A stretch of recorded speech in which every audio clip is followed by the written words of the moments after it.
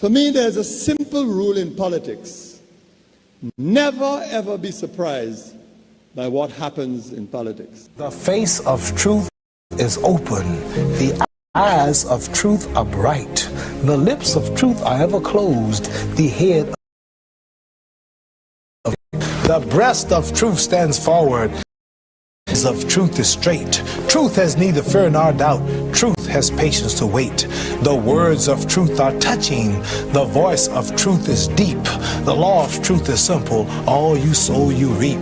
The soul of truth is flaming. The heart of truth is warm. The mind of truth is clear and firm through rain and storm.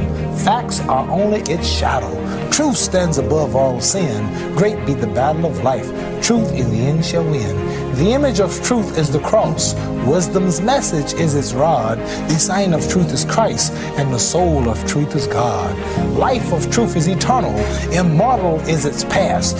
Power of truth shall endure. Truth shall hold to the last. I don't have to tell you things are bad. Everybody knows things are bad. It's a depression. Everybody's out of work or scared of losing their job. The dollar buys a nickel's worth. Banks are going bust. Shopkeepers keep a gun under the counter. Punks are running wild in the street, and there's nobody anywhere who seems to know what to do, and there's no end to it. We know the air is unfit to breathe, and our food is unfit to eat. We sit watching our TVs while some local newscaster tells us that today we had 15 homicides and 63 violent crimes, as if that's the way it's supposed to be. We know things are bad, worse than bad. They're crazy. It's like everything everywhere is going crazy, so we don't go out anymore. We sit in the house, and slowly the world we're living in is getting smaller, and all we say is, please, at least leave us alone in our living room. Let me have my toaster and my TV and my steel-belted radios, and I won't say anything. Just leave us alone. Well, I'm not going to leave you alone. I want you to get mad. I don't want you to protest. I don't want you to riot. I don't want you to write to your congressman because I wouldn't know what to tell you to write. I don't know what to do about the depression and the inflation and the Russians and the crime in the street. All I know is that first, you've got to get mad. You've got to say, I'm a human being. God damn it. My life has value.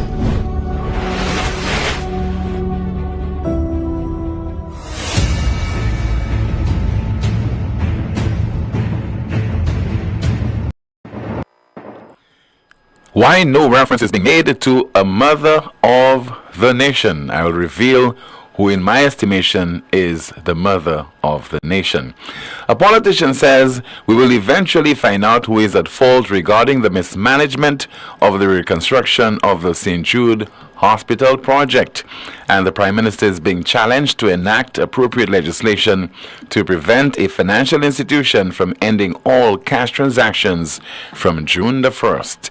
Welcome to another edition of the most monitored talk show in the world, and this is NewsSpin on Power 97.9 FM. We are also on the NewsSpin Facebook page as well as on the NewsSpin YouTube channel. During the course of the program, your calls at 452-2979, that's 452-2979, along with your WhatsApp calls and messages 716-2026, and that is 716-2026, and Kimani will be going through some of your comments in the chat room.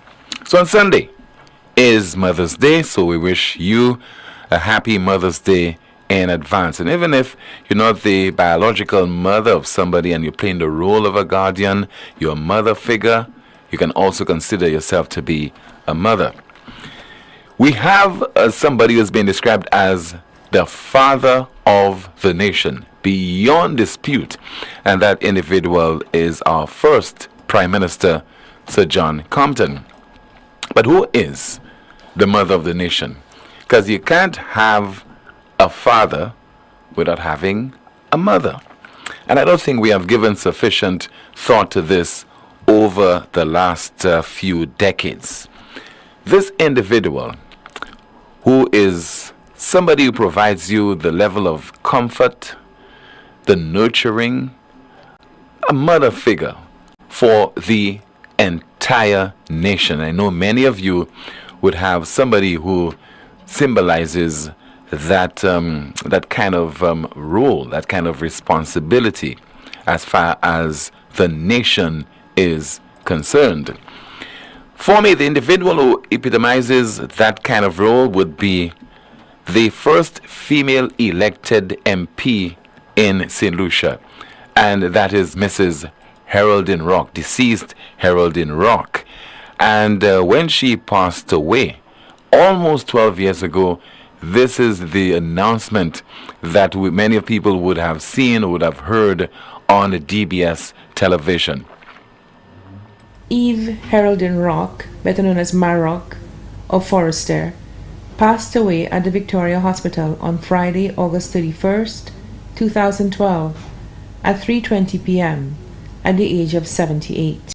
Eve Heraldine Rock, better known as Maroc of Forrester, passed away at the Victoria Hospital on Friday, August 31st, 2012 at 3:20 p.m.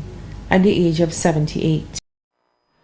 So you can imagine, in 1974, when this lady created history in St. Lucia, what the thinking was in terms of seeing women as being individuals who should be basically taking care of the family. They should be at home, cooking, doing domestic work, etc. And who is this woman who believes that she can contest a general election and defeat firebrand politician, very popular at the time, George Odlum? But she did it. And just reading literature about her, there was this feeling at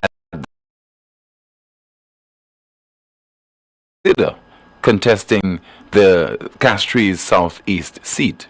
But she did that against great odds. Many people in the party, that is the United Workers' Party, would have felt that she should not have been chosen to contest that seat. It was a male-dominated profession. Politics, something that you do not, at that time, you do not consider politics that of the domain of women. But she changed all that, and she did so against the odds and paving the way for other women to either be elected or appointed to serve in the island's parliament. So for me, she is the nation's mother, the mother of the nation, Heraldine Rock. You might have your own individual you believe should be seen in that kind of light, and you'll be able to share it with us. Also, there is this building that has been named in her honor at the waterfront. And it's very unfortunate that several years after, I don't think there's many women in St. Lucia we can consider to be qualified enough.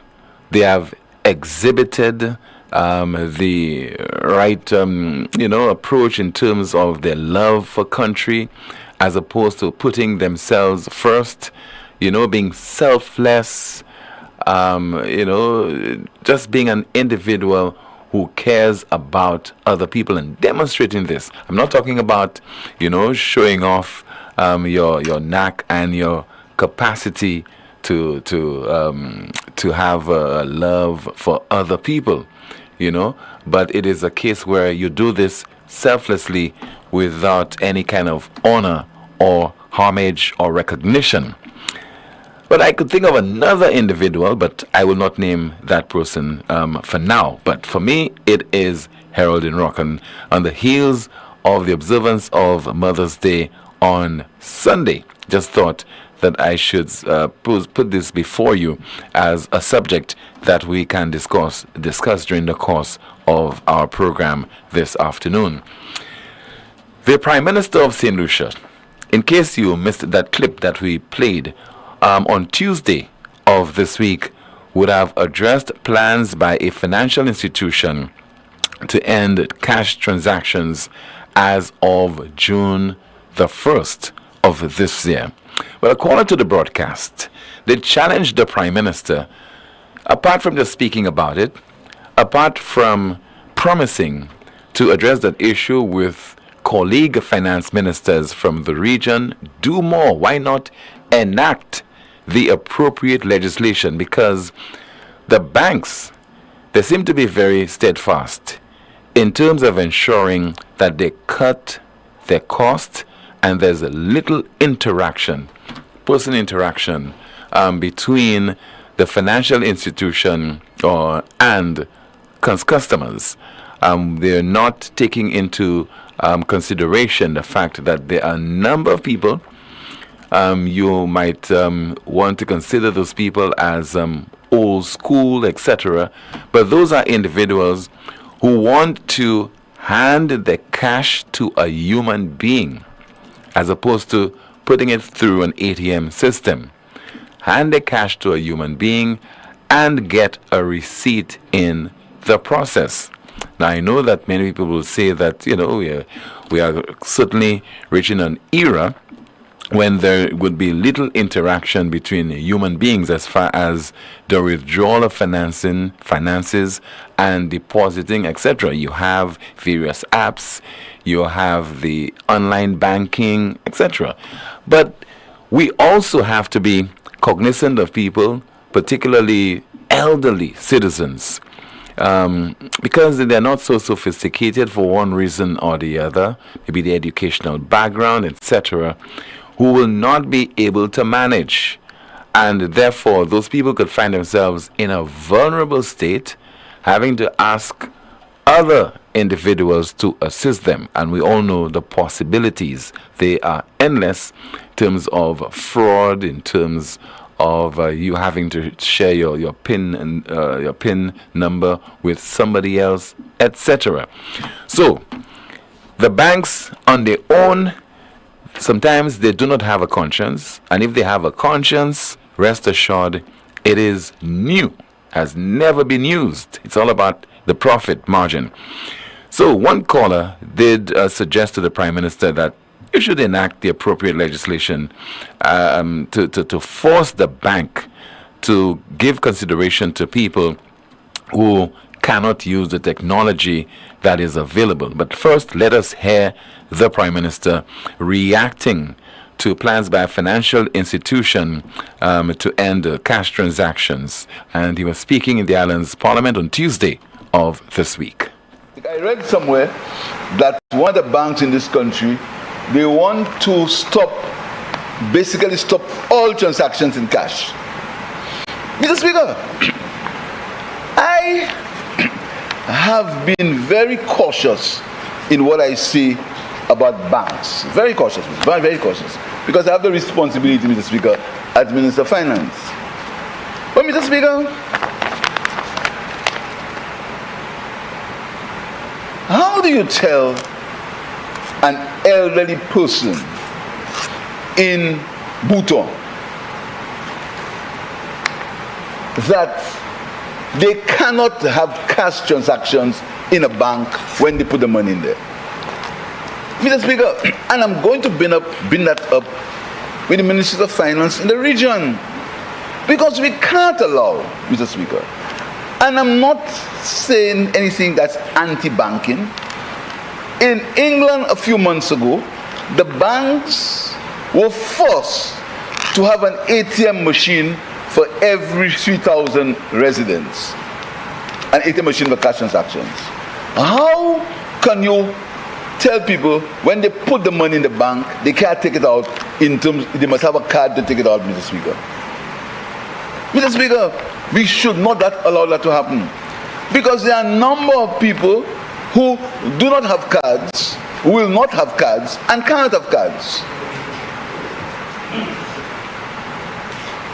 So, Mr. Speaker, I want to urge the bank to relook at that, Mr. Speaker. Another thing that is very, very disturbing, Mr. Speaker, is the fact that sometimes vendors, taxi drivers go to the bank with 200 US, 300, 400 US. They want a source of funds. I mean, Mr. Speaker, do you know that doesn't happen in the banks in the US? Mr. Speaker, and the argument against that is money laundering, Mr. Speaker. A vendor in the arcade will launder $200 US. Mr. Speaker, so I want to urge the banks to relook at that policy, at saying that they are going to stop all cash transactions, Mr. Speaker.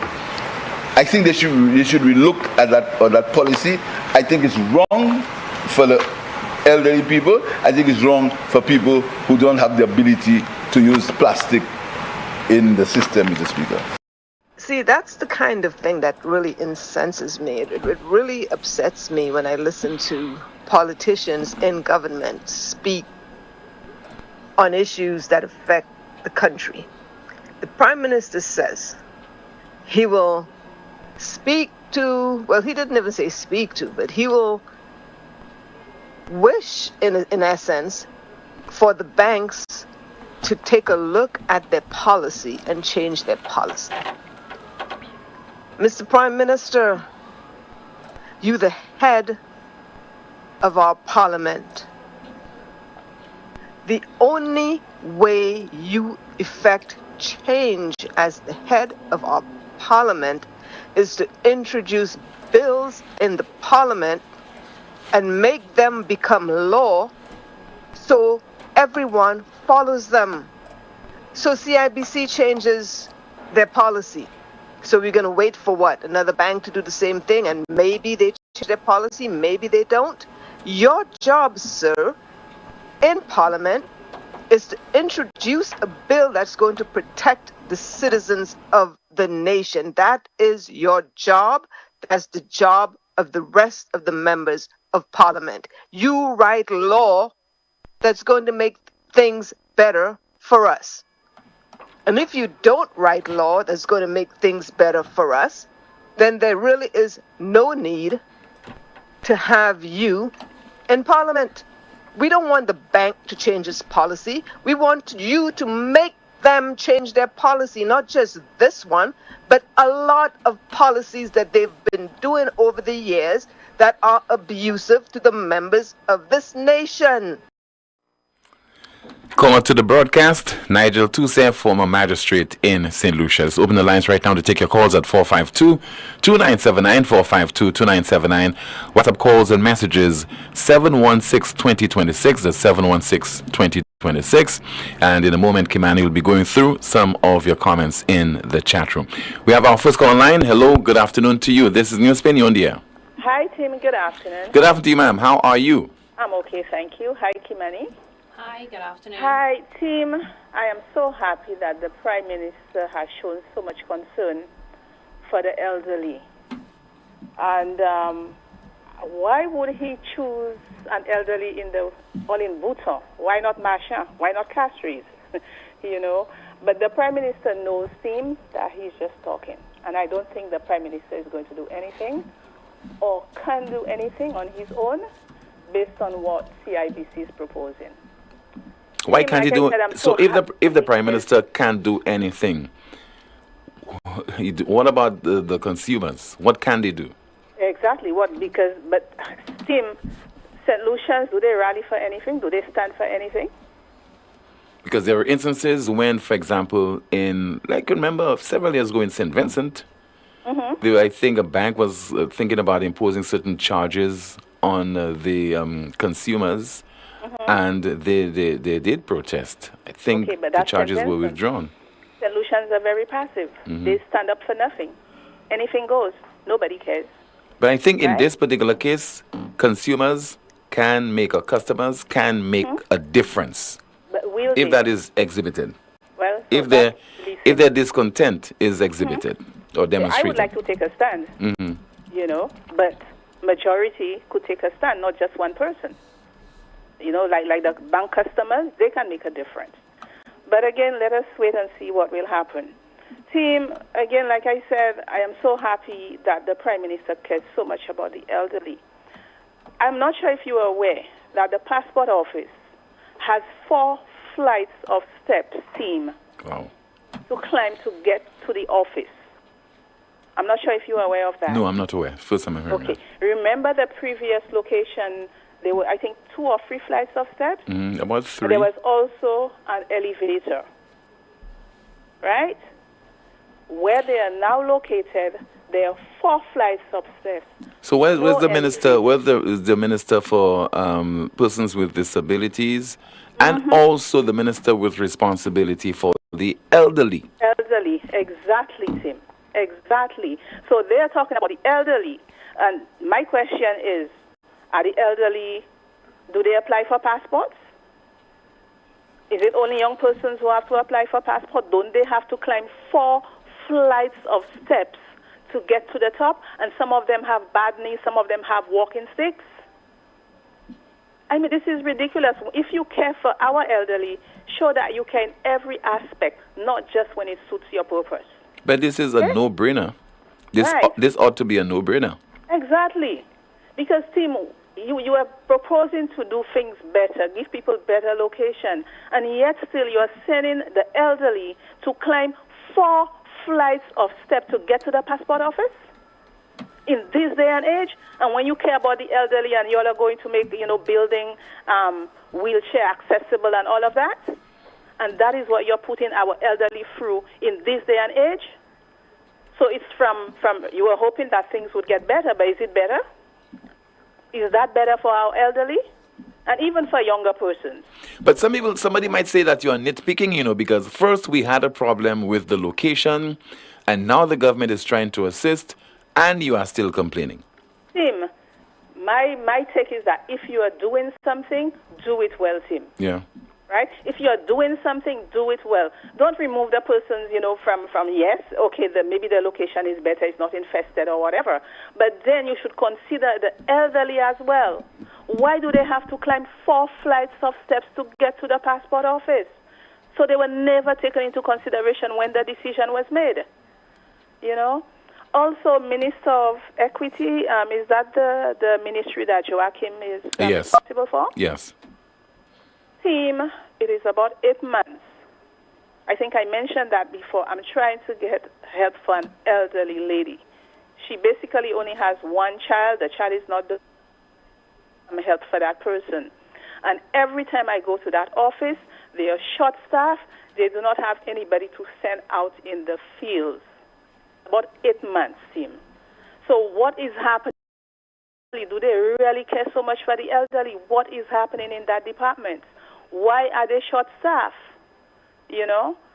So, again, like I said, this is St. Lucia for us, and some people just talk, and some people want to know why you're talking so much and why you're bringing things up, and they are quite happy where things are. Today I won't say anything about GPH. Let's see how that plays out. Let us see how it plays out. Anyway, team, thank you. Goodbye. Thank you so much, and all the best to you, ma'am. I'm maybe you're a mother, so happy Mother's Day to you, if you are a mom. 452-2979, WhatsApp calls and messages, 716-2026. Kimani, anything in the chat room worth reporting on? Yes, we have a few comments in the chat. Someone firstly says, banks are moving as the need for digital banking. We must learn from these lessons during the pandemic. We need to stop assuming that elderly persons can't manage digital banking. Let's be realistic, Kimani. I mean, from your community, don't you know a couple of people will not manage, will not be able to use the ATM, will not be able to do online banking? From the top of your head. My mother, but she can't do it either, online banking. Yeah, there's so many people who cannot do it. A simple thing like go to the ATM to withdraw cash or to make a deposit. We know that we have to facilitate those people. So eventually, could have a situation where, you could decide to end all cash transactions eventually. But for the time being, you have to accommodate to those people. Otherwise, what we might be doing is saying, indirectly or inadvertently, keep your money at home. Put it under your mattress, put it under your pillow, and that is not wise at all. Or maybe you're sending them to the credit union movement. I don't know how strict the credit union movement is and whether they too would plan to effect such changes maybe later this year or maybe next year and so on. But you have to think of people who are disadvantaged for one reason or the other, right. The vulnerable. And I had an interview with a former banking executive, Bradley Felix, earlier, and he said that a phased approach should have been taken with that. And I agree, not just outright. June is just around the corner, June 1st. Because I could tell you, there are a number of people who cannot use the ATM and the online banking and so on. They want to do it on their own. They don't want to involve their children and their grandchildren in this. They've had some bad experiences, of course. And this is personal. And of course, things like cyber attacks, it's very easy. This comment continues, some have made the transition. What needs to happen is that mechanisms need to be put in place to assist them. The banks that are moving to digital platforms also have staff in place to assist elderly and people with disabilities. Another comment, I said the same thing, no elevator in that new location and the stairs look very scary, SMH. Someone says, we will put our monies in the credit union. Another comment, this is the one thing he has gotten right. He has the power to stop this happening. It has nothing to do with control. Spain has rejected a cashless society. What's up, message? I've noticed a pattern with this Prime Minister of always passing the buck. Instead of writing to regional leaders, we need him to take action as the Prime Minister of St. Lucia on issues that directly impact St. Lucians. Let's focus on our own backyard first. Remember, 452-2979, WhatsApp calls and messages, 716-2026. Let's see if we have a call. Good afternoon to you. This is NewsSpin. You're on the air. Yeah, hi, good afternoon, Tim. Yes, good afternoon to you, caller. Yes, I just want to say that, this whole digitization of currency is going to, when you see what's happening in the world, stores are going digital. Supermarkets, you go on the airline, they don't take cash anymore. So there's should I put it, I don't know if cash is the enemy now. I remember a few years ago, Mr. Timothy Antoine, he came and he told us the concept of, digital currency. Remember that? Yes. They had an interview with him. Once the space for digital currency comes in, cash will no longer be king. And out goes privacy, because when you have cash, you enjoy a certain level of privacy. Whatever you do with your money, nobody knows, right? Yeah. But with digital currency, it's going to be on a blockchain, it's going to be on a journal, and it's going to be recorded. And people can access your digital account. Let's just say, for example, hypothetically, they're already starting to do this in bigger countries. Bring in your digital ID and your digital banking in the same space. So once you present your ID, they know everything about you, how much money you have in the bank account, if you're a felon, if you speak against the government. So many different things can come from this whole proliferation of, this whole idea of digital currency. And this is where the world is moving. There's no legislation that our Prime Minister, the lady was right, there's nothing that he can do. These banks are bigger than us, okay? And the purpose that they serve is even bigger than us. So when we understand how banking works, when you really delve into the banking system and you realize, I don't know if to call it the voodoo economics, And again, like one of your contributors said, COVID exposed that. And then through COVID, we realized there was a proliferation, even to the point where I think the G20 have already signed an agreement that allows them to impose a vaccine passport that can be tied to your bank account. Okay, and that's part of the pandemic treaties proposals. That's one of them, that they can literally, know whether you're vaccinated, how much money you have in your account, everything about you. They can even know your heart rate if they want to. So that is the way the world is moving, and we have to understand that we cannot stop it. It's either we're part of it or we're out of it. Even in Revelation, it speaks about a time when the whole world will have to accept a mark. What is that mark about? It says you will not be able to buy or sell without that mark. So, again, we've seen with this whole COVID thing, and I just want to say something else about COVID and the fact that, the conspiracies are becoming facts now. And the fact that these things are out there, how are we to treat the next pandemic when it comes? So, Tim, like I said, this whole thing is tied together. And again, the contributor said that the COVID-19 exposed it. And we have to even asked the question whether or not, even when it came to those so-called vaccines, whether or not, COVID was manufactured for the vaccines.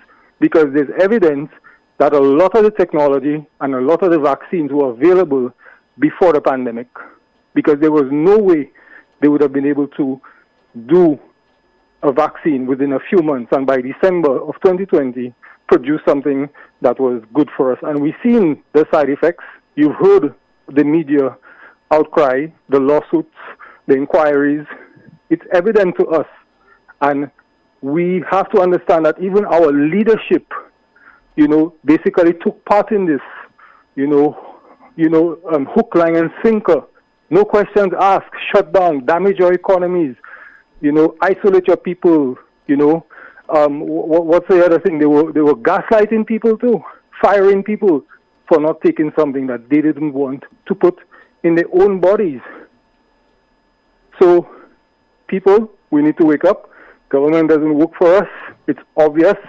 And we need to find a solution so that, even with the lady who spoke about legislation and policies, where has that happened in the last 45 years? Have we amended anything? Have we changed anything? Imagine you could come through Viewfort right now and still be charged for excess, like let's say you bring stuff from overseas, Tim. Mm-hmm. And that law, that act has been there since the 1960s or 70s. It hasn't changed. 100 US per year you're allowed to bring items from a country. You see how backwards we are? So again, what laws are we changing to benefit who? All right, so we need to wake up, St. Lucia, and we need to ask more questions, and we need to demand more. The same way we're demanding from the GPH, we need to demand what happened during COVID. People got rich. You see it in the world. And now we seen that this thing is resurfacing because the pandemic treaty is about to be signed, okay? And once it's signed, it becomes legal. Can we do anything about it? So we need to wake up, St. Lucia. Now, caller, Sunday is Mother's Day. The mother of the nation, who you think is the mother of the nation? It could be best described as the mother of the nation, alive or dead? Well, Mr. Poleon, I don't really take part in the whole ideology behind Mother's Day because it's a very occultic practice. And if we delve deep inside, I'm not saying that I don't like my mother. Forget that. I appreciate. In your estimation, who is the mother of the nation? I don't think I've given that enough thought. Okay, all right. But thanks for the opportunity, Tom. You're welcome, sir. Thank you so much for calling. 452-2979, WhatsApp calls and messages 716-2026. CIBC at Rodney Bay has been restricting in-bank transactions for several years now. This is just the final step, and that's according to a contributor via WhatsApp. We have another call. Good afternoon to you. This is NewsSpin. You are on the air. Please go ahead with your contribution, caller. We have a call on the landline. Good afternoon. Please go ahead with your contribution, caller. Tim. Yes, good afternoon, Rick. I hope my honorary whatever status is still in place, and not that what I'm doing should not also be done by regular callers and your chat room, but I am just appreciative of the status given me. Mm-hmm. Okay. Yes, sir. So I can offer some advice that others may take it out of place to do that. You with me? I am following you. Yes. Pardon me? I'm following you. Yes. Yeah, I want to be careful. First of all, let me congratulate both you and Kimani for the accentuated, elevated level of exchange between the two of you. I really was highly impressed there when you were talking earlier, and Kimani said, without any prompting, she said that she had spoken to Bradley Felix, a former banker. These qualifying things are so important. Yeah. A former banker, and he had said this and he had said that. Right away, I have more faith in what she said. Right away, I suspect your chat room will have more faith in what she said. So they go away with those thoughts as opposed to any unidentified Joe Blow giving his opinion. You know what I'm saying? Yes, I understand, yeah. I mean, even if I talked about banking, I wouldn't expect to be taken too serious. Yeah, what Rick know about banking, man, Rick? maybe went to the bank a couple of times, made a few deposits. That's all you know about banking. Nothing much. Well, boy, I don't even do that. Yeah, that's true. See, I don't know how many times I even went to a supermarket. Been a spoiled child all along. Right. But on a more serious note, Tim, I am doing a forensic examination of Kenny Anthony's contribution at the time of the appropriations bill recently. Now, I watched this, Tim, and I was blown. I may even have mentioned it to you, blown away. It seemed, wow, and his back and, erudite and everything else. And then I decided I was going to write up something on it along those lines. So it required me to take a deeper look, take a more serious look, consider more seriously some of the more profound points he made. And you will remember what he said was that he offered the House what he called a common saying, and how much he valued that common saying, how profound it was, how it was the iron rule, and how he lived by it, and he was recommending it to all and sundry, okay? And the common line was, nothing happens before it's time. Yes, I remember that. Now, that kind of line is the kind of line that resonates with 90% of St. Lucia, because we don't think about it. Because if you believe nothing happens before it's time, just think about it. You'll be more tolerant and more patient with those. Don't call it patient. There's another word for patient, You'll accommodate laziness more easily. You will accommodate your own incompetence more easily, because you just tell yourself, because when you have an idea you strongly believe in, especially if it is in the favor of people who are a lot less educated than you, so you have to anticipate that you're probably going to have problems getting it across. Yeah. So what do you do, Tim? What would you do? Because when the idea occurred to you, it's because the time is right for the idea. That's why it occurred to you, Tim. Yeah.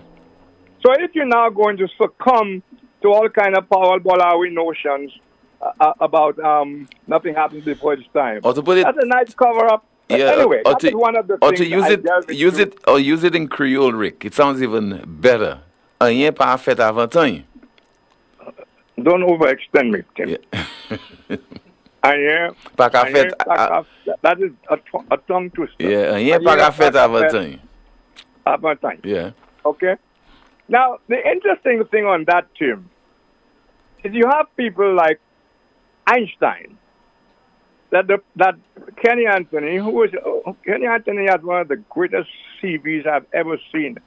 Don't underestimate the man. The man's education level is highly impressive. At the rate on paper anyway, Kenny Anthony, almost all of his education was via scholarships, okay?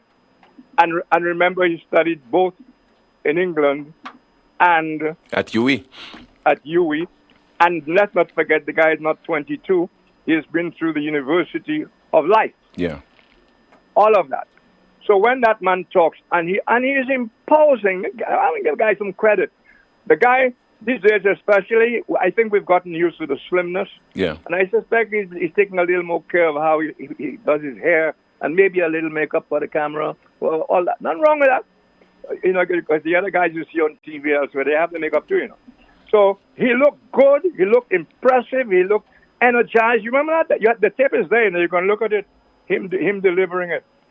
And so I examined this thing, and I said to myself, wow. And that led me down lanes. You remember when, what's his name? Jeff Stewart appeared on Talk, and they were discussing Kenny's notions on tax reform? Yes, I remember. And Kenny got so pissed off with him, he's actually, of all places, in Hansard. And so I'm writing this thing, and it occurs to me that it was in Hansard. So I go through my Hansard collection. Oh boy, the patience it takes, Tim. I never got that before it's time. If I had given up, I wouldn't find it. But I found it. And the things in there are just mind-boggling. The things that were promised, the things that were done, the things that were not done, they're all there in Hansard, So those people would tell you they don't know their country, they don't know why we are where we are, They don't know why the crime remains unresolved. They don't know why we don't have a police force. They don't know why ministers of government are not trusted, why ministers of government say one thing today and something else, and even say they didn't say it. All of that is there to be studied. And Tim, I have to congratulate you. I don't care who calls to cuss me out and whatever. Your show, I have to say, with all its pimples, because nothing is perfect, your show is the most informative show there is, or at the very least, the most provoking show there is on the air right now. And by provoking, I mean sending people who care to go and look up what you said and verify it, or maybe come back and challenge you. That's what we are about. You don't have to be 100% correct. Once you can inspire people to go and check things and get to know things for themselves, they will understand their country a lot better. They will decide what is worth fighting for and what's not. Give people the opportunity to do that. But you cannot do that if you are totally uninformed. So I suggest to you, too, that once in a while, you might pull up a particular issue of Hansard, depending on what you're discussing, and read a couple of paragraphs for the people, and have that a little discussion on what, how old is she, 18-year-old Kimani? Ask her what she thinks. I will not tell you her age, but Kimani is just a little older. She's a little older. But this thing about Hansard, people take it for granted that this is a document that is there for posterity.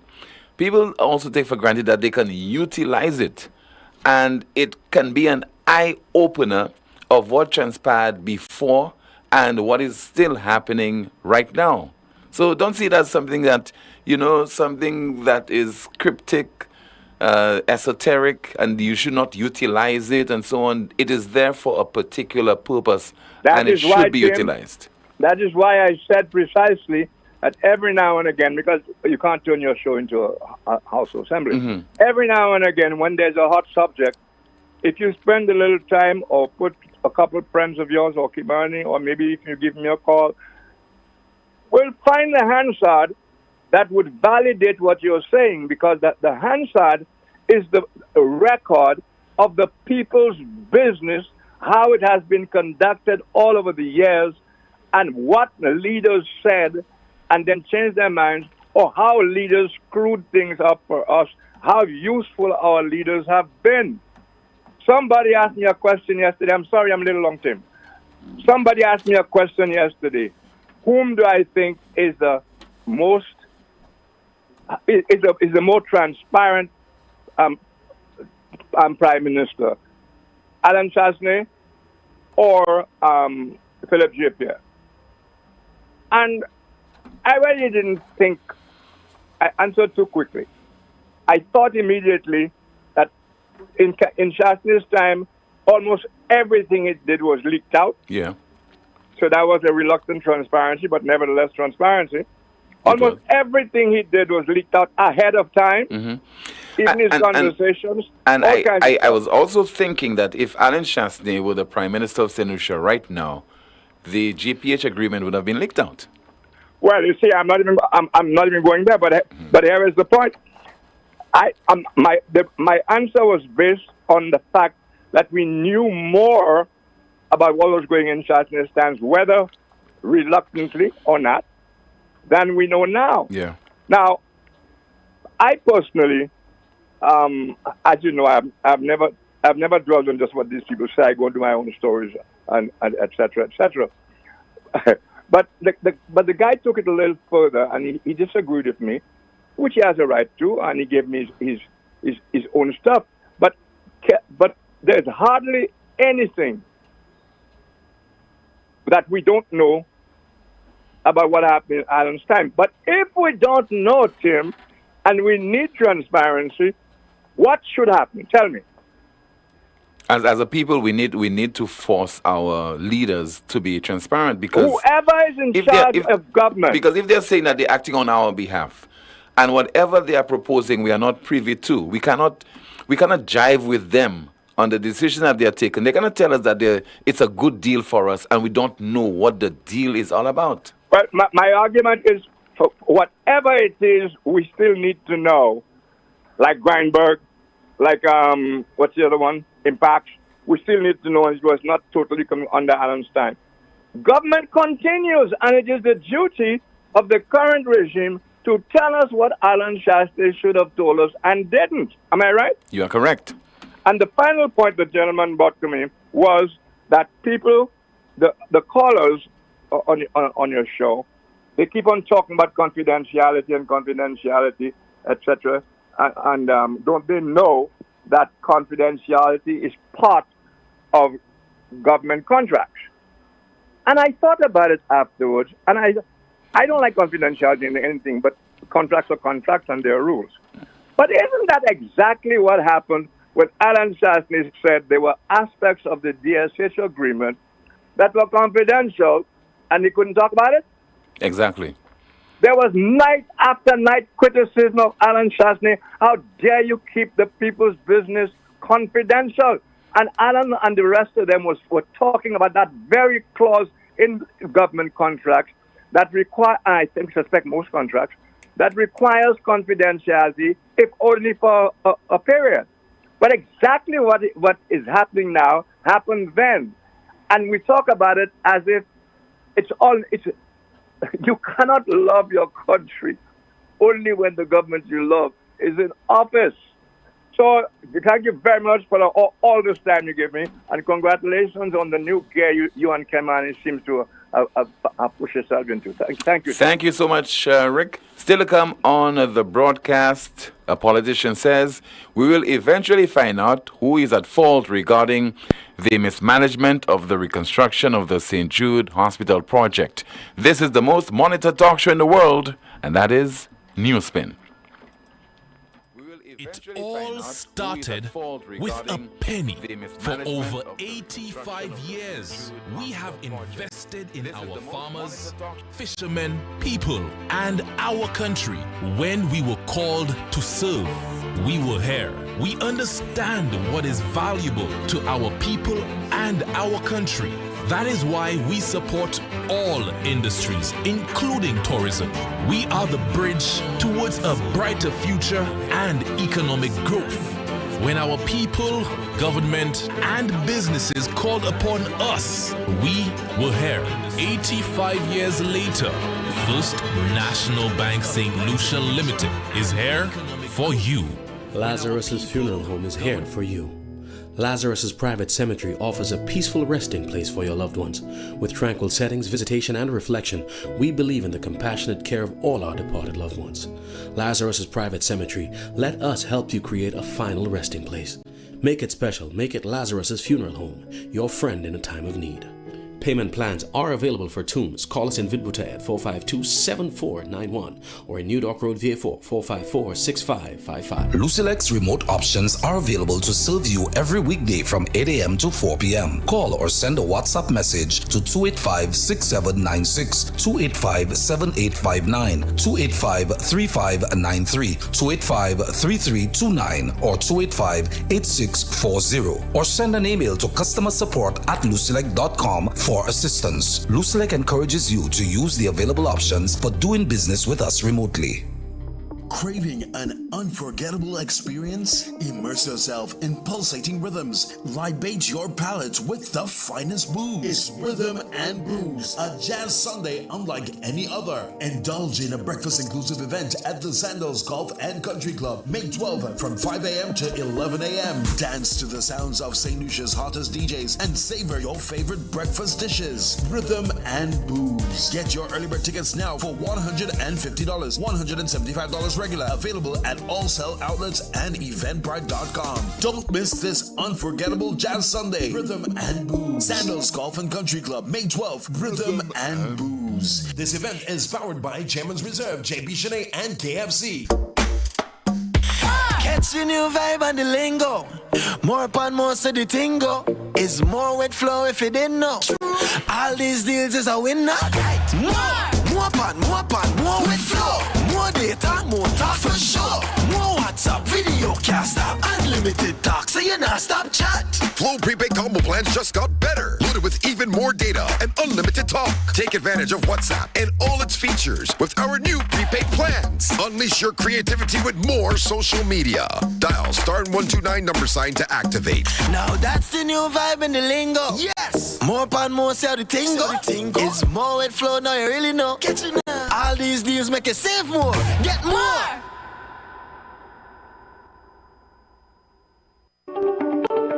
Night Meds is your dependable neighborhood pharmacy. You'll notice that upon entry, you are greeted by caring professional staff, attentive to every need. Your prescriptions are always treated with a high degree of confidentiality, and we pride ourselves on providing speedy, efficient service. We carry a wide array commonly requested over-the-counter products, and our prices are very competitive. We offer blood pressure testing, blood sugar, and cholesterol testing. We're open to fill your prescriptions Monday to Saturday from 8 a.m. to 8 p.m. Come visit Sadhu's gas station on the Miku Highway or call us at 572-6840 or WhatsApp 461-6840 for more information. Night Meds Pharmacy. We are your community med store. Hey guys, guess what? Because your dad deserves more, Europa is giving more. They're bringing back the wow on Friday, June 14th with the very popular Culture Day for Father's Day. Last year was a blast and this year will be explosive. So fathers, stepfathers, grandfathers, all the dads of St. Lucia and all the moms who stand for dad, we are knocking out 15% discount on all pressure washers, vacuum cleaners, upholstery cleaners, in fact, on all carton machines. And that's not all. Metabo impact drills, rotary hammer drills, angle grinders, power saws, jigsaws, and sanders too. This year we are throwing the kitchen sink out for dads. Europa June 14th. I not.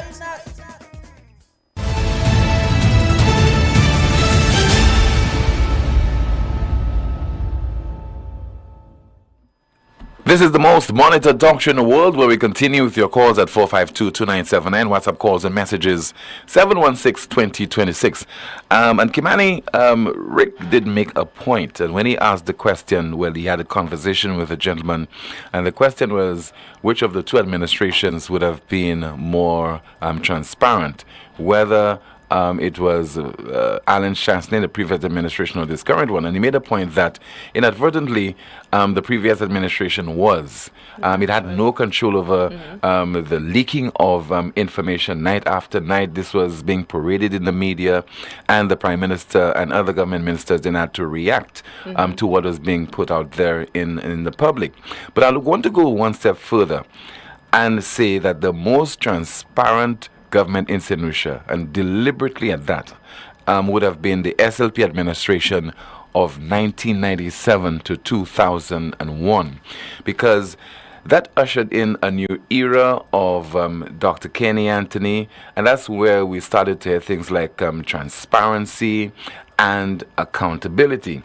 But somehow Dr. Anthony, in my estimation, he lost his way after the 2001 general election, where he got very comfortable, and at times he was at odds with sections of the media, because it's one thing to convene press conference after press conference where you are being questions are being asked of you every step of the way, but after a particular era, a particular time, I think he felt he came under tremendous pressure and always having to explain, cornered maybe? And being cornered and having to make certain adjustments. And then the press conferences were fewer and fewer and fewer and fewer.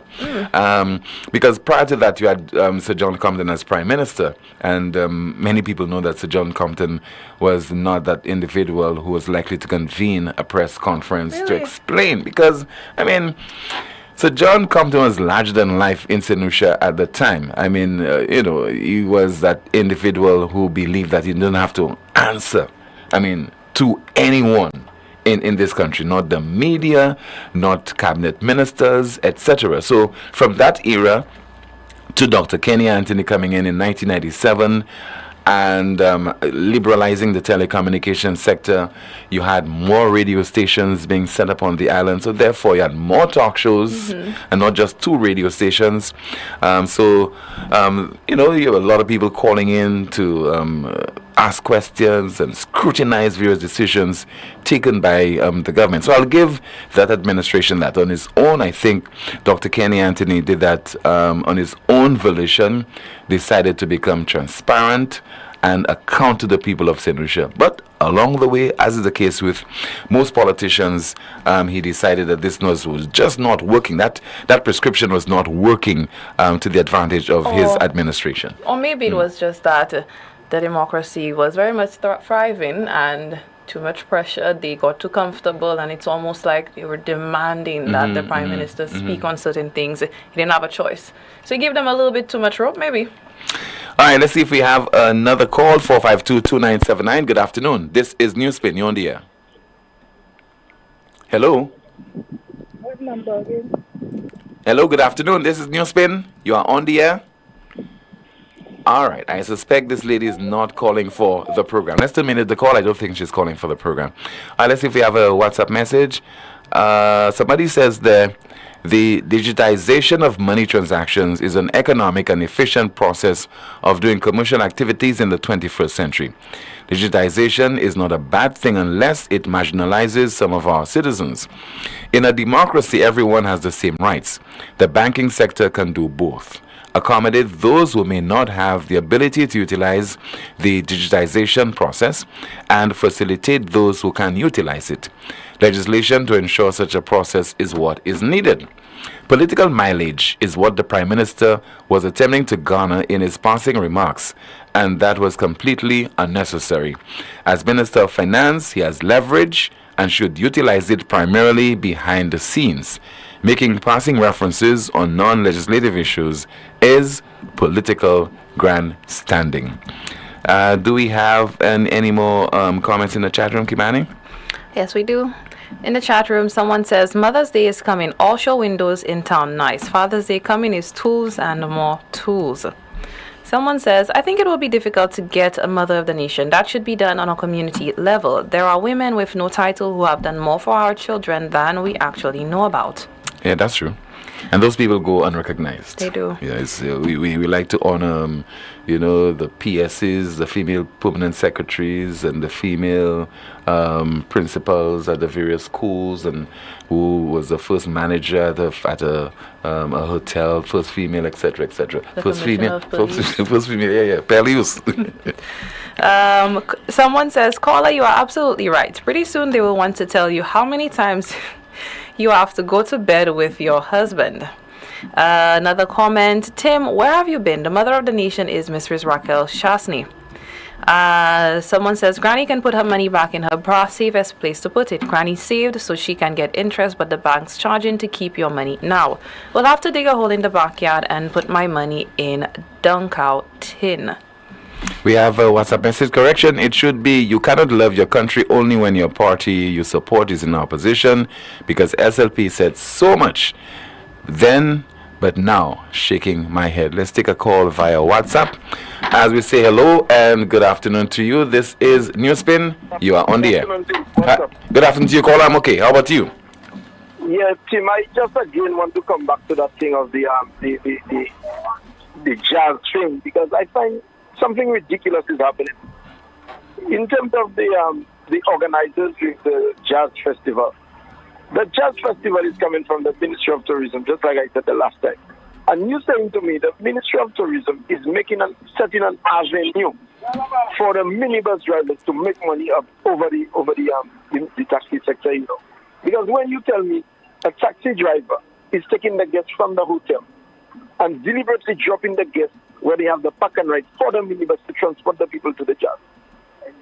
This is just, and no taxi driver cannot get inside with the guests to drop the people at the point, but they will put it down for the minibus drivers to take away to go with. Now, there was one time where police would have charged a minibus driver for having tourists on board their vehicle. So what we working with there now? Well, caller, let me tell you, I mean, you guys have to unite and take your concerns to the authorities. I mean, you cannot have a situation where there's only one person who is concerned about something that is affecting so many people. I'm saying that, but right now this afternoon, Tim, I am sending an appeal to all associations, all taxi president and vice president association. Let us come together to have a meeting maybe next week or week after, and for us to put that thing to a stop once and for all. Because I cannot believe in St. Lucia that the tourism authority disregards taxi drivers. Disregard taxi drivers and make it an avenue for the minibus drivers to make money over a jazz festival, which is coming from the director of tourism. This is very ridiculous. At least there was no consultation with minibus with taxi drivers to say, well, okay, we will call a few associations to find out if they have any of the taxi drivers who wants to do the shuttle. Okay, who wants to do the shuttle? All of a sudden, you just have communication with the minibus drivers. You give them to see the amount of minibus drivers that have the shuttle, the sticker shuttle on their vehicle, and the taxi driver does not have one pass to go and drop the guests inside. So y'all were caught sleeping at the wheel, man. Because probably you should have asked that question long before when you all realized that no one consulted you all or approached you all on that. Yeah, I find that you're charging, I guess, 16 US from Bay Garden, let's say from Bay Garden, to give a short example, from Bay Garden to the Jazz Festival. Then when you reach at the point at London, you have to put the guests down. Then they have to pay a next money for a shuttle to take them to the event. I mean, I don't know how we're working or what we're working with the solution, but something needs to be done. Well, caller, you can't blame the authorities there. You should blame yourself and the other taxi operators. No? Okay, well, I'm sending a request to all taxi drivers, all taxi president association, for us to have a meeting next week or anytime after the jazz so we can put that thing together. So next year, something different has to happen. Okay, caller. Thank you so much for your contribution. 452-2979. WhatsApp calls and messages 716-2026. Kimani, what's happening in the chat room? In the chat room, someone says, you have a point there, Tim. I do think that he became too complacent. Another comment, the credit union will soon be like the bank. The banks are pressuring them, so pretty soon they will be on board. It's a changing world we are living in, my people. Someone says, first female NewsSpin host. Another comment, the cashless system is coming. I want to hear what the bus drivers have to say. But you're not the first female host of NewsSpin. We had Sherian Gilad, yes. Okay. She would have held on for me a couple of times when I went on vacation, or if I could not make it for work, she would be on the broadcast. Another comment, will the bank charge less service fees since the banks are servicing less? Another comment, some places in the United States are not taking cash anymore. Someone says, when that was announced in France, the people were against it, but it is going on well for a while. That is it. Thank you so much. A politician says we will eventually find out who is at fault regarding the mismanagement of the reconstruction of the St. Jude Hospital project. Let us listen to that politician because he is the first deputy political leader of the opposition UWP, Mr. Guy Joseph, speaking this week at a press conference of his party. And that's why I always say to people, time is the revealer of all things. And all of us may not live to see the true revelation of all things, but this saga at St. Jude will come, people will come to realize who was right and who was wrong. But it would have cost this country a good $400 million before we realize who is right and who is wrong. You see, just as we have given up the port and we have given up $1 billion or more, by the time people would realize that, it would have cost us over $1 billion. And that is what happens when you have incompetent people in government. First Deputy Political Leader of the Opposition UWP, Mr. Guy Joseph, speaking this week during a press conference of his party. Let's take a call. Hello and good afternoon to you. This is NewsSpin. You are on the air. Hello, good afternoon. Good afternoon. Yes, sir. Yeah, Good good afternoon. afternoon. Good afternoon to you, caller. Yeah. I just really want to put a little word of caution out there, especially the people who I think I'm not sure, but I think they got some monies from the government, saying that they're trying to put in an organization, especially in the Viewfort area or areas that is considered to be areas of crime, or escalated crime areas. And some of the methods and some of the things I heard them say sound like when you want to establish a garrison community where you forget about your police, you forget about having a serious police force to deal with crime issue and how to minimize the whole incidence of gang violence and gangism in the country. When you propose that, you know, you're going to talk to gang leaders to help to solve problems between gangs or problems that occur within the community, and that a particular gang member may go somewhere, rob someone, and you think that go in and talk to the gang leader to resolve the problem, saying that as if to prevent killings, it is just going to empower gangs too, because they will become so powerful. They will become the next adjudicator in terms of dealing with crime. And this is dangerous. Very, very, very dangerous. So these people who are trying to do this little organization thing and talking about trying to create areas where crime solving, in a sense, as to say, they have a word using, you know, most of the time, conflict resolution, and thinking that conflict resolution would mean to empower gang leaders to resolve problems internally among gangs and oppositions of gangs and so on. It's a dangerous precedent. And what I'm saying there, we should never take it lightly, Tim, because this is really what brought Jamaica to where it is there now. And that's why you have these garrison communities and so on in Jamaica. And if we go that route, that we think that to resolve problems, maybe we think the police is not doing an effective job enough, and we're having so many homicides in the place. So the best way, let us see how no, it's wrong. They started it some time ago in Castries, and it was wrong then to try to see if you could find ways to try to use gangs to bring about peace treaty and all of that. We just going to double into some serious shit, and that shit is going to be spreading wild the place a large like, and it's going to be it's going to stink. Thank you very much. Thank you so much for calling the broadcast.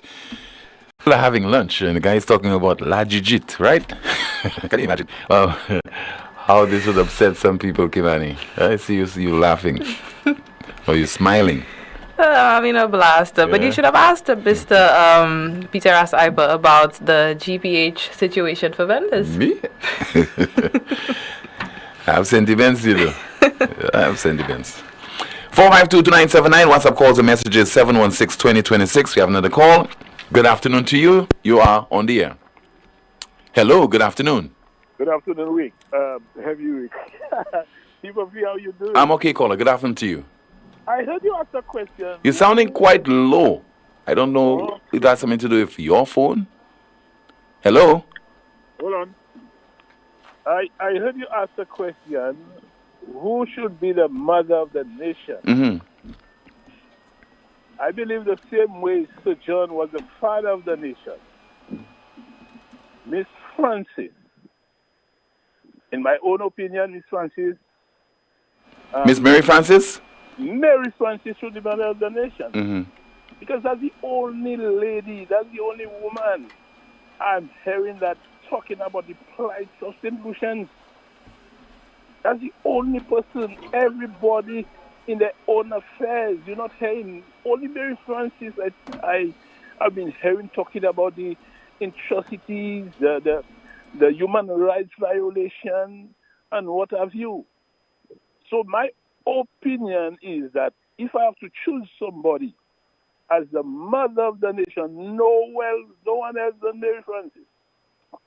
No one else than Mary Francis. I believe she has been doing a good job, although there are many criticism about her, but you know, we are human and you must get those things. You cannot please everybody. So my opinion, Okay, Colin. my choice as the mother of the nation, Miss Mary Francis. All right, thank you so much. And we have a clip all lined up of Miss Mary Francis speaking this week. We had an interview with her. And again, she's talking about the abuse of our system in St. Lucia. We heard the judge complain that persons were trying to interfere when he had a certain matter before him. And what happened afterwards? We can deduce from that the judge was transferred. So those persons were appointed to serve the country and to ensure that they adhere, the rule of law prevails in St. Lucia. Because that's all we have, the rule of law. Because we're a democracy, we're not a police state. They are failing the people and they are receiving taxpayers' dollars. I don't know. I mean, Sir John Compton, I believe there were problems and so on, but I think he laid a good foundation for this country. And those who came in afterwards, they have destroyed. They have not built on this foundation. It's all the question of glitz and GPS and this and that, and we just there in our carnival culture and so forth, and those matters are very important institutions in the Constitution are not being looked into. We are not ensuring that they function as they ought to function. Recently, I heard the former Prime Minister, Mr. Kenny, Dr. Kenny, and he's talking about permanent secretary should not be permanent, and the matter should be looked into constitutional reform. So when one administration comes in, they bring in the people. What I was so shocked to hear this man saying this thing, and in fact, out of the abundance of the heart, the mouth speaketh, because when his administration came in 97, that is the time I saw politicization of the public service, big scale. I saw that big scale and the neutrality which the Constitution gives to public servants. All of a sudden, that was disappearing. All those things are weakening our country. Human rights activist and attorney Miss Mary Francis, and somebody just declared her the mother of the nation. That this was done just moments ago. And Kimani. In the chat room, someone says Maroc was a maverick. Someone says I would consider Susie Dovine before Janice. Someone says the mothers of the nation is all the mothers raising good, productive citizens. Another comment. So, Tim, what will happen to the numerous tellers? Will they be flooding the already flooded job market? And that someone says that bank self can't wait to come home to take money out. I went for a new bank card, then people ask me for my tax return from Canada and a job letter. And someone says honoring a mother of the nation. Wait. Another comment in the chat. But this was your best point on crime, and you are so right. We cannot negotiate with criminals. Caller Mary Francis is not only mother of the nation, but also a national hero and a national treasure. Word of advice to IPA, please be honest and share the info about GPH. The vendors are waiting for you to come clean. I don't think IPA knows what is in that agreement. No. Okay. Tim, on a serious note, did I hear correctly that the DPP will be giving an update in a few weeks regarding impacts? It's about time. Inquiring minds want to know. Put it to rest once and for all. And yes, he said in about 2 weeks, right? Yes. That's it. Still to come, some of your calls and your WhatsApp messages. We also have our NewsSpin news of the day. This is the most monitored talk show in the world, and that is NewsSpin.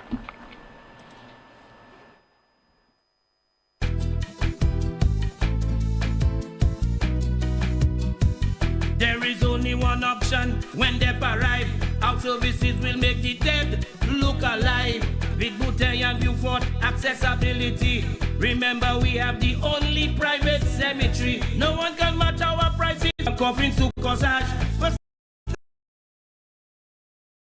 Quality service, no package to make your wallet bleed. Lazarus is your true friend in your time of need. Select options to serve you every weekday from 8 a.m. to 4 p.m. Call or send a WhatsApp message to 285-6 96 285 7859 285 3593 285 3329 or 285 8640 or send an email to customersupport@lucelec.com for assistance. Lucelec encourages you to use the available options for doing business with us remotely. It all started with a penny.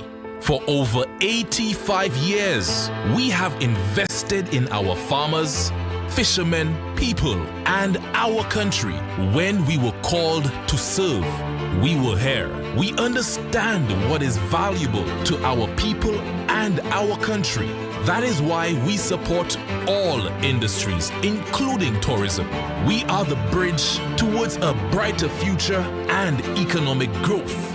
When our people, government, and businesses called upon us, we were here. 85 years later, First National Bank St. Lucia Limited is here for you. Catching your vibe and the lingo. More upon more so the tingo. Is more with flow if you didn't know. All these deals is a winner. More upon more with flow. More data, more talk for sure. More WhatsApp, video, cast app, unlimited talk, so you not stop chat. Flow prepaid combo plans just got better. Loaded with even more data and unlimited talk. Take advantage of WhatsApp and all its features with our new prepaid plans. Unleash your creativity with more social media. Dial *129 to activate. Now that's the new vibe in the lingo. Yes. More upon more, see how the tingo. It's more with flow, now you really know. Get you now. All these deals make you save more. Get more. The new home of the best country music is Power 97.9 FM. Switch us on Join Me DJ PM to midnight. Best in country music.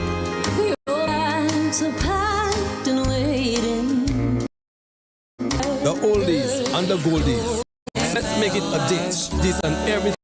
Me, DJ Jerry, from 8 p.m. till midnight for Country Gold. If it's Thursday, it's Country Gold Thursday. Country Gold, only on Power 97.9 FM. I lead a rich, rewarding life.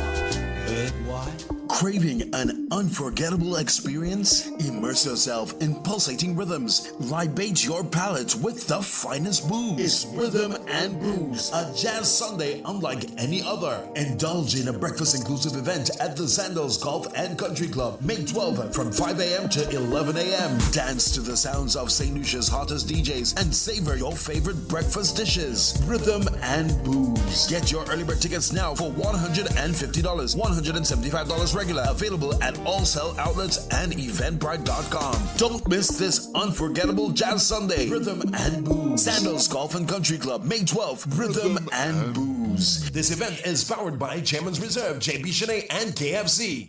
Hey guys, guess what? Because your dad deserves more, Europa is giving more. They're bringing back the wow on Friday, June 14th with the very popular Culture Day for Father's Day. Last year was a blast and this year will be explosive. So fathers, stepfathers, grandfathers, all the dads of St. Lucia and all the moms who stand for dad, we are knocking out 15% discount on all pressure washers, vacuum cleaners, upholstery cleaners, in fact, on all carton machines. And that's not all. With turbo impact drills, rotary hammer drills, angle grinders, power saws, jigsaws, and sanders too. This year we are throwing the kitchen sink out for dads. Miss, Europa June 4th.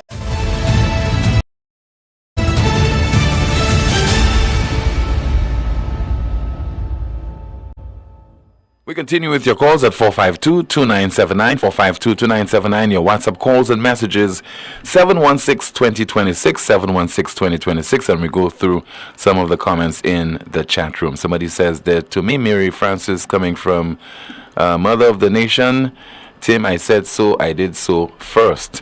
Also going through some more of your messages. Okay, there somebody says, Tim, where is Appa from V4?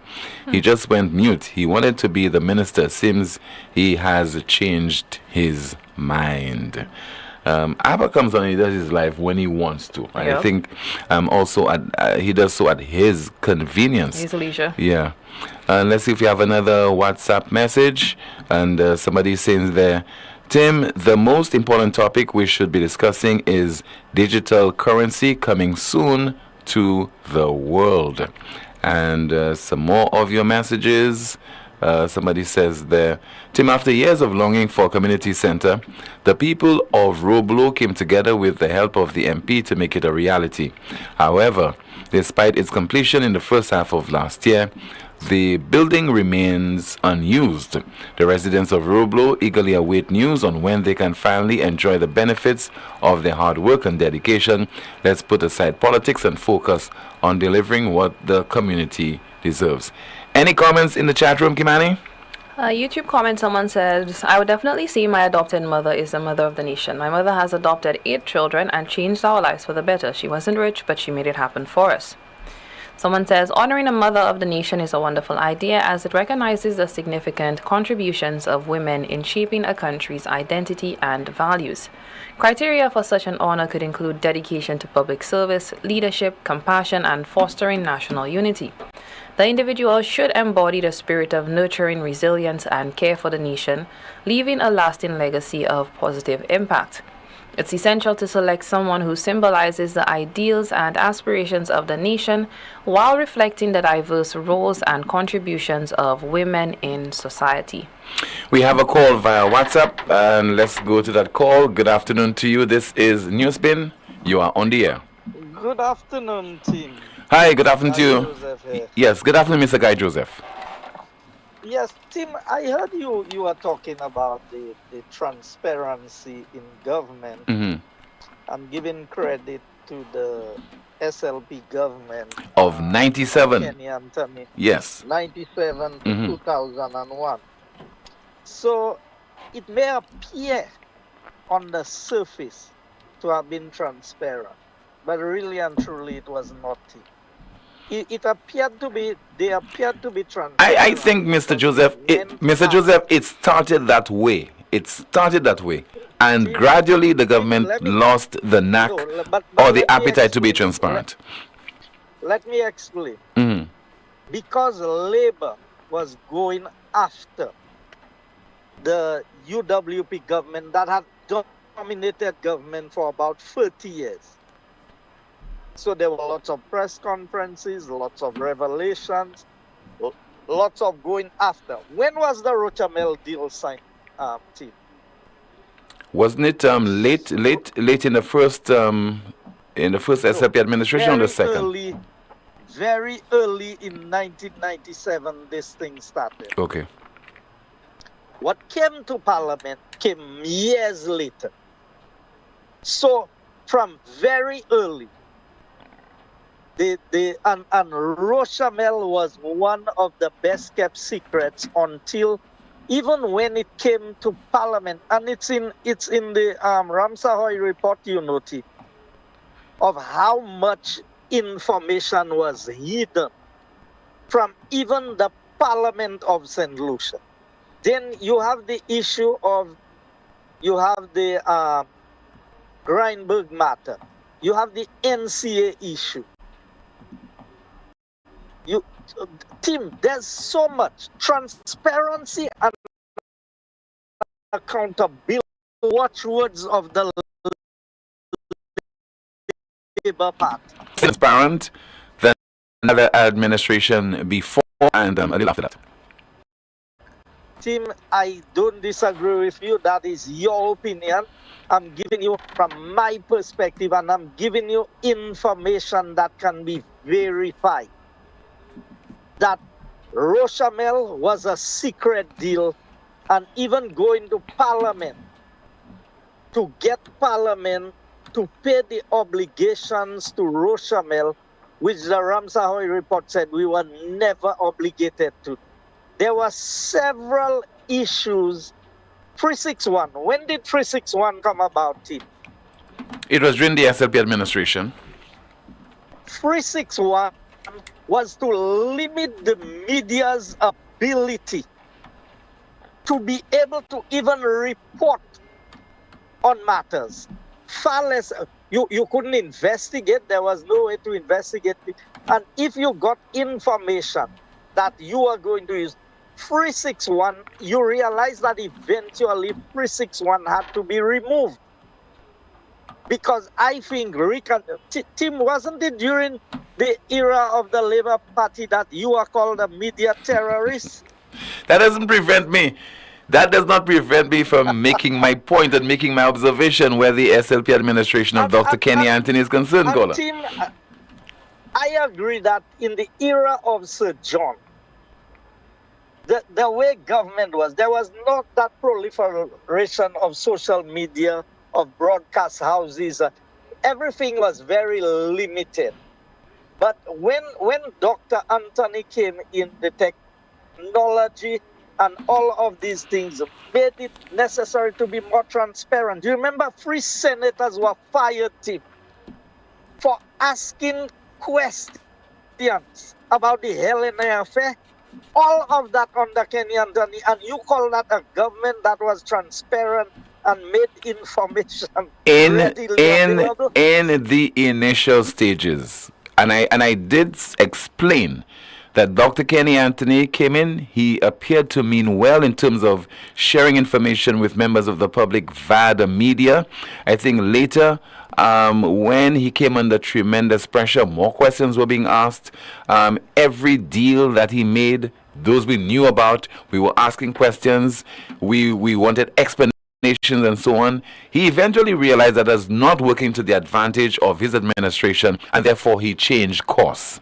So I did put it into perspective. The part I agree with you on, Tim, is initially he would have started out attempting to do that. But I agree that at the end, his government was, there were so many secret things that happened. And look at what has happened.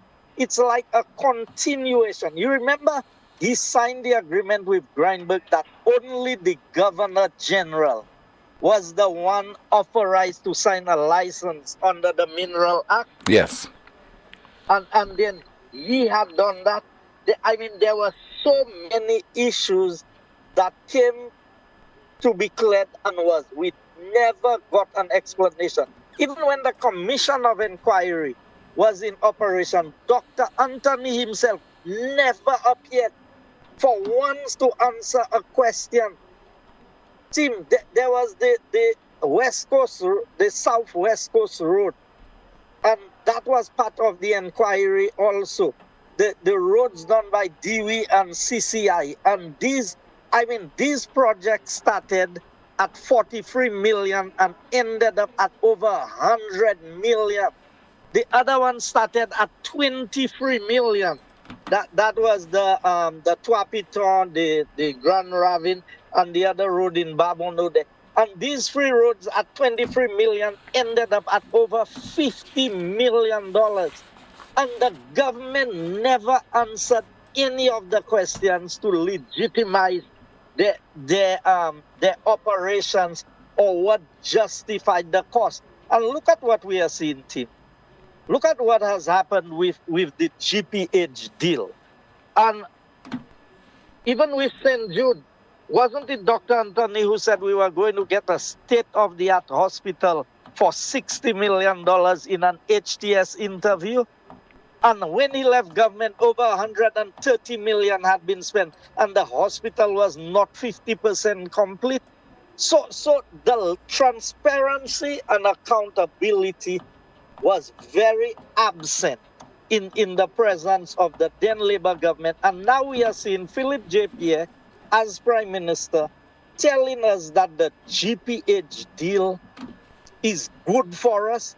Tim, you really believe something that is so good for St. Lucia that the Labour Party would sign and would not be all over the airwaves broadcasting, running advertisements and showing how great a deal they had made for the people of St. Lucia?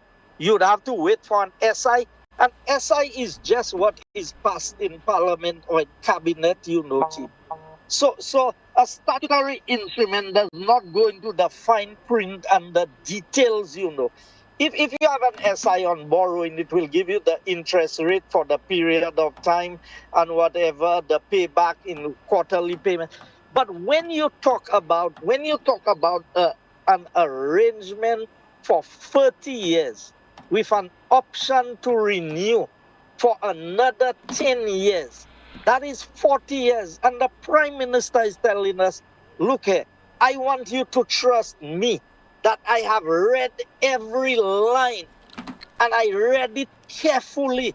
And you couldn't even tell us what the percentage split is, what percentage is staying with them, and what Team, initially part of the agreement I heard that unless they were making $12 per head of the per passenger, St. Lucia would not get nothing. Now, I don't want to believe that that's the case, but this is the information out there. And the Prime Minister has left us to speculate, as he says. Let them speculate. They spoke. You remember they spoke about an account that was opened in Panama, and the account was to put the St. Jude money and all of that. What has happened to that team? People have forgotten that when we came out and we showed there was never a Panama account, it was a Paishin account in a bank in Taiwan that belonged to the company that was doing the transaction, that all of a sudden everybody have gone quiet. So Labour Party has not been transparent. They have not been transparent. What's the new deal with Cabot team? We heard they said that they renegotiated with Cabot. Isn't that what they are saying, Tim? Yes. Okay. Have they put out the original agreement of Cabot and the new negotiated agreement to show what the Alan Chasney government had done wrong on Cabot that they had to correct, and that the deal is a better deal for us? There's nothing to show, Tim. All we have is the words of the Prime Minister, which we have so many reasons to question based on what he says today and what he reveals tomorrow. So, Tim, I believe, whether by choice or inadvertently, the Alan Chasney-led government was the most scrutinized government and ended up being the most, what word would I use? I don't want them to say, because I was part of the Stevenson King administration, and I wouldn't say it was the most transparent. I would safely tell you, Alan Chasney was more transparent, and many times we told him, if he was thinking of doing something, he would speak about it. So you remember when he was thinking that he should knock down the printery and the Parliament building? Didn't Kenny Anthony say he would stop in front of the equipment coming to knock the Parliament building? Now I'm hearing them talking about knocking down the Parliament building. Tim, the last one I want to touch on is the deal that is made for the courthouse, the Hall of Justice, judicial building. Mm-hmm. Tim, the information that I read from a newspaper in Trinidad is Mr. Elias was saying there's nobody in St. Lucia with the capacity or the capability to build the building or to finance the building. And a 33,000 square feet building at $165 million is about $5,000 a square foot. And my understanding is John Peters, and I have the information to back up what I'm saying, who is the chairman of NHC, board of NHC, is one of the directors of the company. And the information that I have is that the land is going to be transferred. The land right there in Castries with the Ministry of Education building and where the old courthouse is being transferred to that Trinidadian company to hold against the building. And then, so where is the information that St. Lucians have? And who has explained to us why? You remember Joachim made a presentation in Parliament saying that $500 a square foot for St. Jude was exorbitant for the St. Jude Hospital. And today we are in a courthouse, a hall of justice at $5,000 a square foot, Tim. I mean, that is, I believe is a Fort Knox they are going to build it. And then you have to take into, now Tim, we said that that's a bad location for a building like this. Let me make this final point, Tim, because I know time is running out. Crime is becoming more sophisticated every day. Don't we agree with that, Tim? Yeah, we do. The level of criminal activity is at a different level. When you build a courthouse there for the next 50 years, in front of the church building, with limited access and traffic, if you have high-profile criminals to take to court into this building, are you going to close off all the streets of Castries? Or can these people find themselves in a vehicle that is locked into traffic flow in Castries? What is our foresight? What are we projecting for the future? Why are you going to put a courthouse, a hall of justice in the middle of the town, given what is happening, where you can be locked into a traffic jam with high-profile criminals? And you remember they were trying to get some people out of Bodily, and what the attempts was with helicopters and everything.